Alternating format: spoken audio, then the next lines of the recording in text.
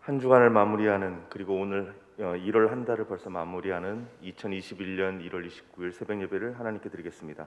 찬송가 315장 내 주 되신 주를 참 사랑하고, 찬송가 315장 찬양 드리겠습니다.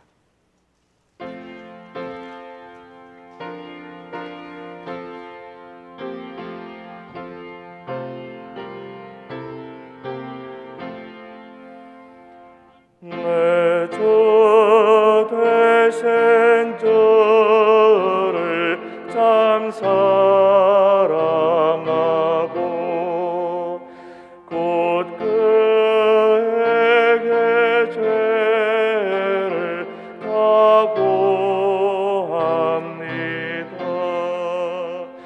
그 은혜를 주신 내 예수시니 이전보다 더욱 사랑합니다. 주 날 사랑하사 구하시려고 저 십자가 고난 당하셨도다. 그가 시관 쓰신 내 주 배우니 이전보다 더욱 사랑합니다. 내 평생에 힘쓸 그 큰 의무는 주 예수의 덕을 늘 기림이라. 숨질 때까지 내 할 말씀은 이전보다 더욱 사랑합니다. 그 영광의 나라 나 들어가서 그 풍성한 은혜 늘 감사하리. 금멸 유관 쓰고 나 찬송할 말 이전보다 더욱 사랑합니다.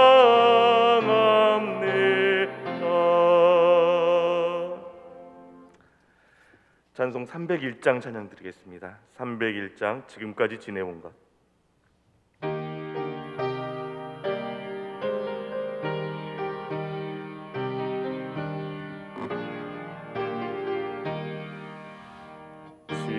지금까지 지내온 것 주의 크신 은혜라.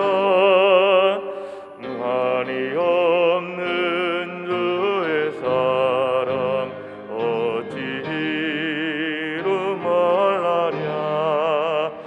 자나깨나 주의 손이 항상 살펴주시고 모든 일을 주 안에서 영통하게 하시네. 몸도 맘도 연약하나 세임받아 살았네. 물 붓듯이 부으시는 주의 은혜 족하다. 사랑 없는 거리에 나 험한 산길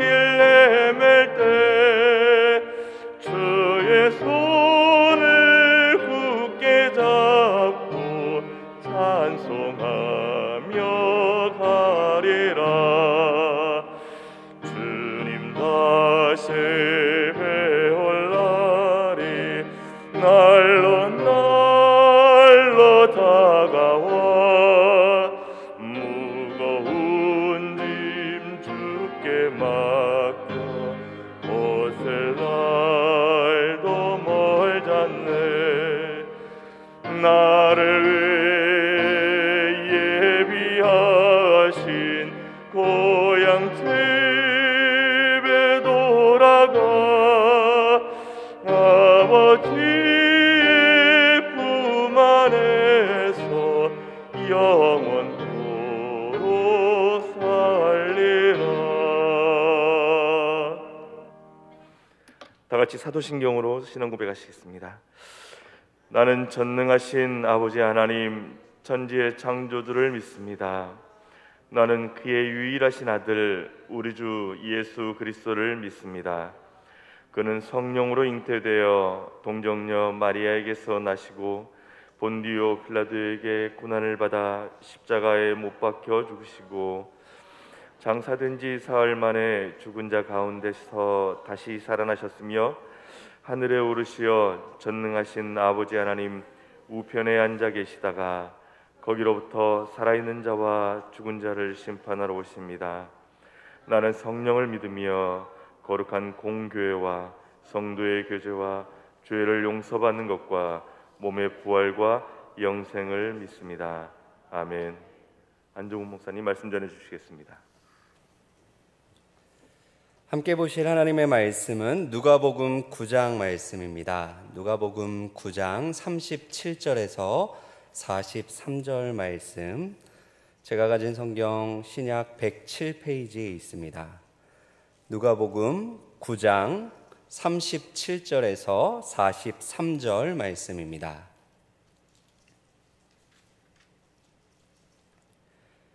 누가복음 9장 37절에서 43절 말씀 봉독해 드리겠습니다.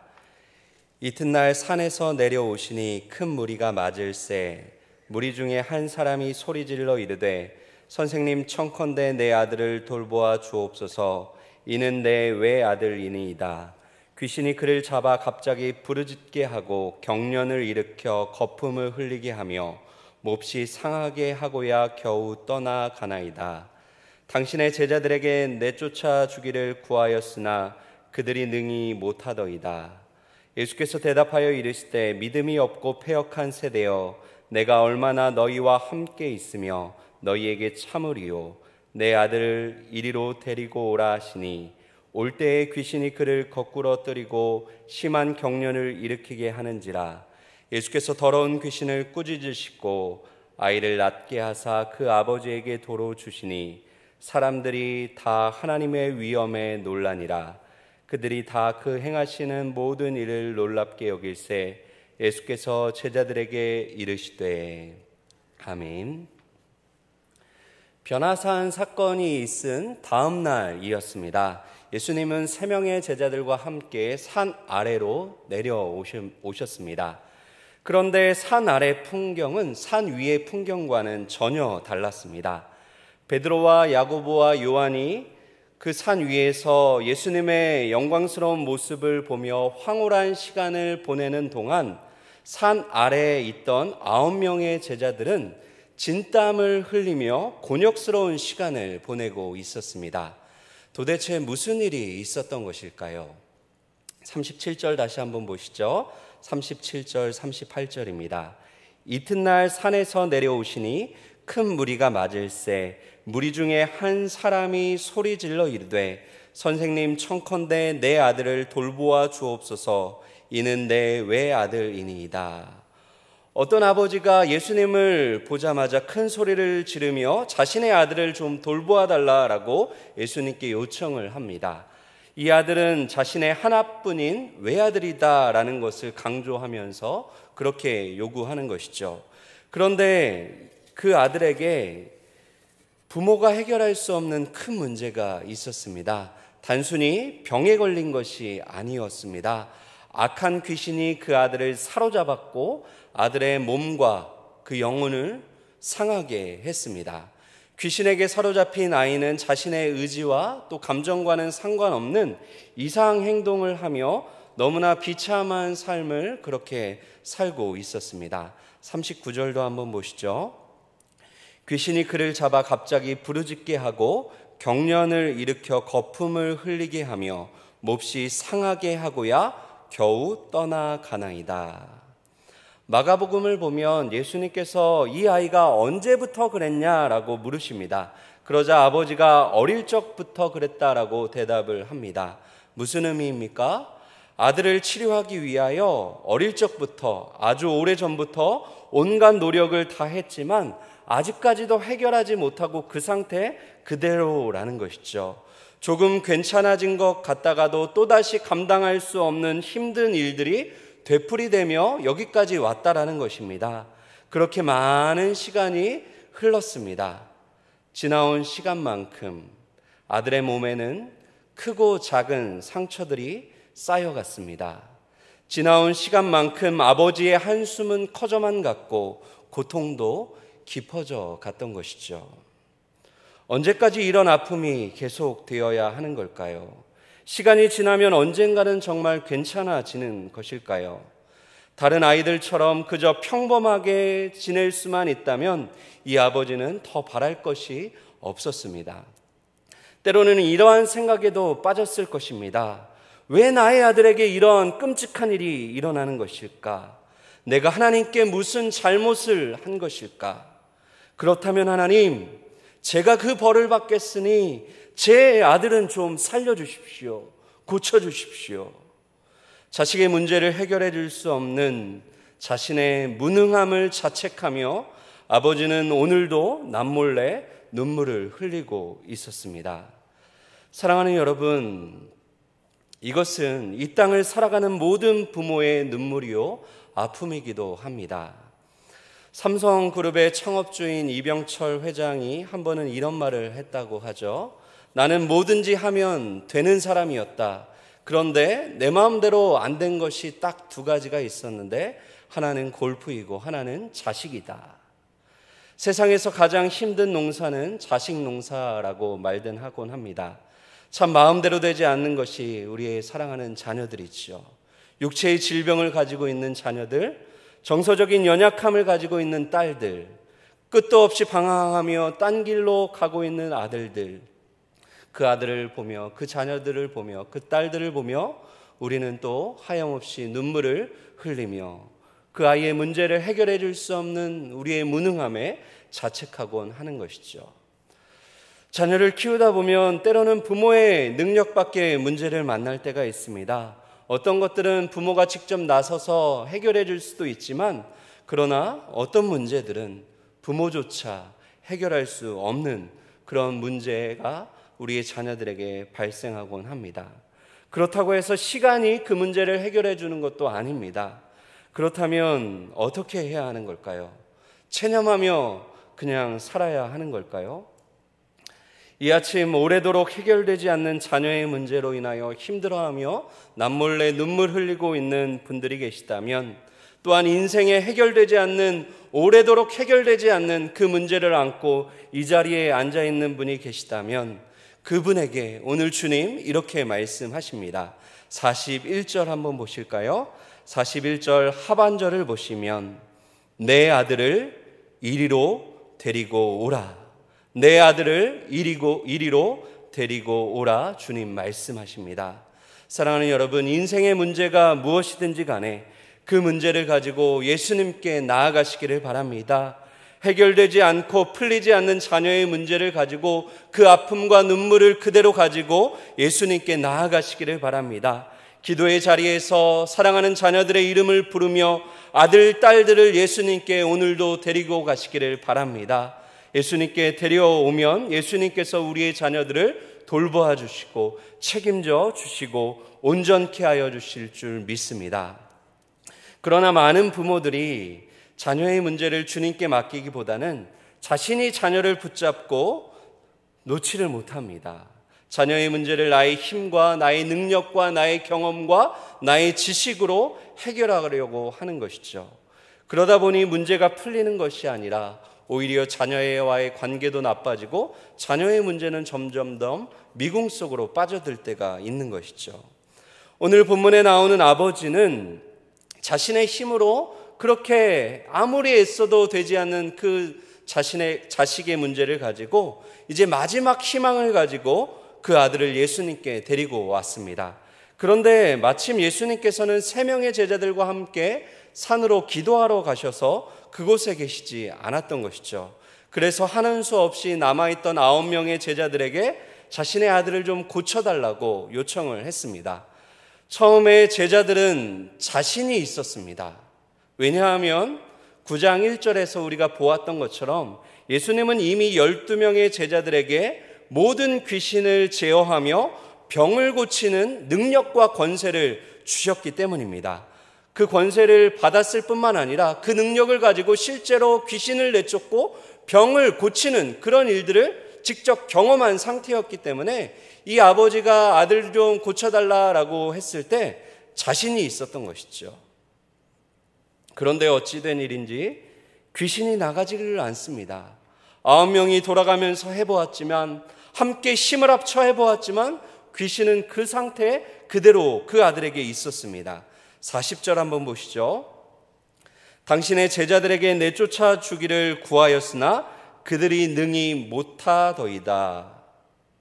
여러분, 귀신이 너무나 강해서 제자들이 할 수 없었던 것일까요? 제자들은 병을 고치고 귀신을 내쫓는 일에는 아직은 미숙한 상태, 숙달되지 못한 상태였기 때문에 이번에는 할 수 없었던 것일까요? 그렇지 않습니다. 제자들이 할 수 없었던 이유는 귀신이 강해서도 아니고 경험이 부족해서도 아니었습니다. 그래서 예수님은 제자들을 이렇게 책망하시죠. 41절입니다. 예수께서 대답하여 이르시되 믿음이 없고 패역한 세대여, 내가 얼마나 너희와 함께 있으며 너희에게 참으리요, 내 아들을 이리로 데리고 오라 하시니.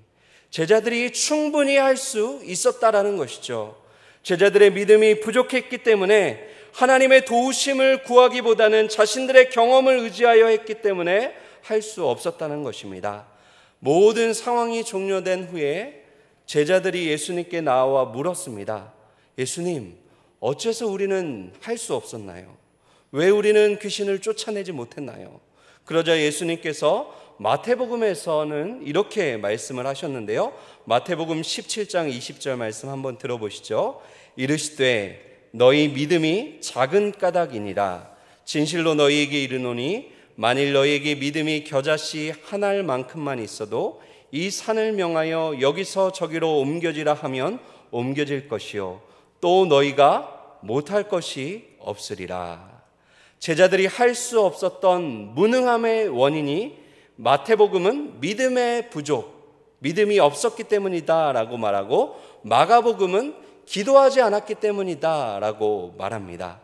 결국 제자들은 하나님의 능력을 의지하지 않고 자신들의 능력과 경험을 의지하여 했다가 실패를 한 것이죠. 그렇습니다. 예수님은 제자들에게 이미 충분한 능력을 주셨습니다. 제자들은 그 능력을 사용하지 못했던 것입니다. 제자들은 충분히 발휘할 수 있는 그 능력을 활용하지 못했던 것입니다. 말씀을 맺겠습니다. 사랑하는 성도 여러분, 예수님은 저와 여러분들에게도 예수 이름의 능력과 권세를 주신 줄 믿습니다. 예수님의 이름으로 무엇이든지 구하면 예수님께서 행하시겠다라고 약속해 주셨습니다. 그러므로 할 수 없다는 무능함과 무력감에서 벗어나기를 바랍니다. 나는 할 수 없지만 주님은 하실 수 있습니다. 나는 무능하지만 하나님은 전능하십니다. 나의 무능함에서 벗어나 하나님의 전능함으로 나아가는 오늘 이 아침 되기를 바랍니다. 하나님의 능력은 오늘도 믿음의 사람을 통하여, 기도의 사람을 통하여 이 땅에 펼쳐지고 있습니다. 하나님의 능력은 우리의 가정과 교회 가운데 여전히 믿음의 사람들을 통하여, 기도의 사람들을 통하여 능력으로 역사합니다. 오늘 이 아침 그 하나님의 전능함, 그 하나님의 능력을 경험하는 주인공들이 되기를 축복합니다. 믿음의 능력, 기도의 능력을 경험하게 되시기를 바랍니다. 주여, 나의 믿음 없음을 불쌍히 여겨 주옵소서. 바라기는 하나님만 의지하는 믿음의 기도를 통하여 하나님의 전능을 경험하며 오늘 하루도 믿음으로 승리하는 저와 여러분들 다 되시기를 주님의 이름으로 축원드립니다. 우리 이 시간 함께 말씀을 기억하며 기도하겠습니다. 또한 담임 목사님을 위하여 기도해 주십시오. 목양의 사역들 힘있게 능력있게 잘 감당하실 수 있도록 하나님의 능력이 우리 목사님 가운데 함께 하실 수 있도록 기도하겠습니다. 교회를 위하여 기도해 주시고요. 특별히 오늘 또 금요일 철야가 있습니다. 철야를 통하여 기도의 능력을 경험하는 우리 교회 될 수 있도록 나라 민족을 위해서 선교사님들과 환우들과 여러분들 개인의 기도의 제목을 가지고 우리 합심하여 간절히 하나님께 기도하겠습니다.